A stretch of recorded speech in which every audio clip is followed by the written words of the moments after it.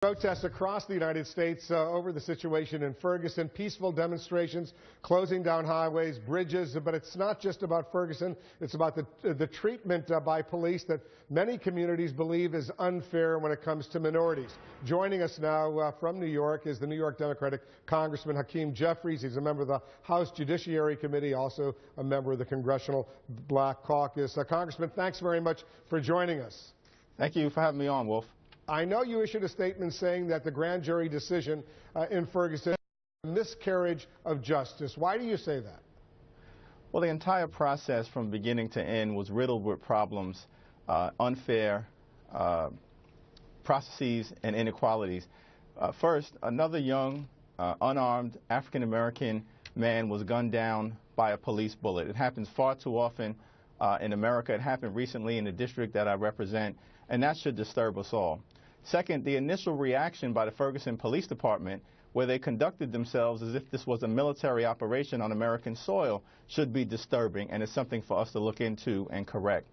Then the entire manner in which the county prosecutor conducted himself, whether that was incompetence or intentional indifference, or whether there was manipulation of the grand jury, whatever the case was, the outcome was problematic and was brought about as a result of some of the ways in which the prosecutors conducted themselves before that grand jury.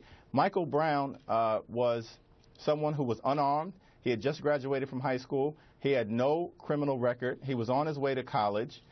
He was shot dead in a manner that left questions to be asked about whether excessive force was used.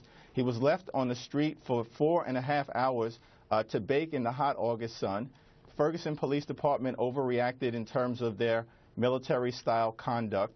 And then you had a grand jury that made a mockery of the system in terms of how the prosecutors conducted themselves. Well, what do you say to the, I don't know if you saw it, but the police officer, Darren Wilson, he gave an interview to George Stephanopoulos on ABC News in which he said he felt threatened by Michael Brown, that at the end, Michael Brown was charging, running after him in effect, and he says he had no choice but to shoot and kill in order to save his own life.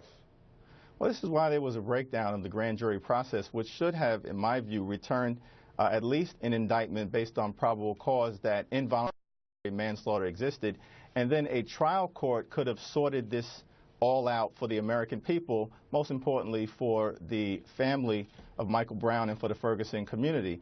The shots that were fired that ultimately killed Michael Brown were fired from about 150 feet away.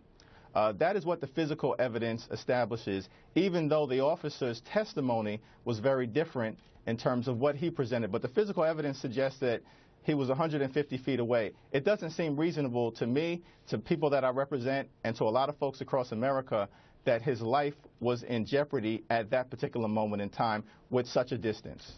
Because he also argues that initially when he told Michael Brown and his friend who were jaywalking to get on the sidewalk, Michael Brown, he alleges, went over to the car, punched him a few times in the face, and tried to get his gun out of his holster. You heard that testimony. Yes, well, there's conflicting witness testimony about that encounter. Certainly there was some sort of exchange over the car or in the car, and that should be sorted out in a trial. Now, thankfully, Wolf, the state process is over, but there is still a federal process, a civil rights investigation by the Department of Justice that can now take center stage.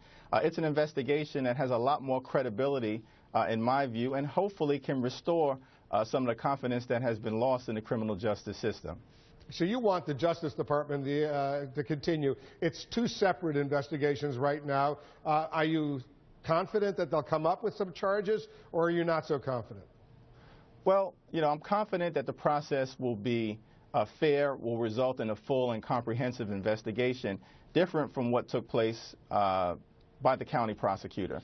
And so that should give us some measure of comfort as it relates to the process moving forward. But I think we're going to have to deal with systematic change in the manner in which police departments interact with communities of color. It's a problem that has been in existence for decades, and we continue our failure to confront this problem in a meaningful way. I don't want to find ourselves back having this conversation a month or two from now with a different tragedy in a different community, but the same set of facts. That's why we've got to confront it. I support President Obama's initiative to bring folks together, but we really do need legislative action and change in order to turn the situation around. Hakeem Jeffries is the United States Congressman from Brooklyn and a little bit of Queens as well. Congressman, thanks very much for joining us. Thanks, Wolf. Have a wonderful Thanksgiving. You too.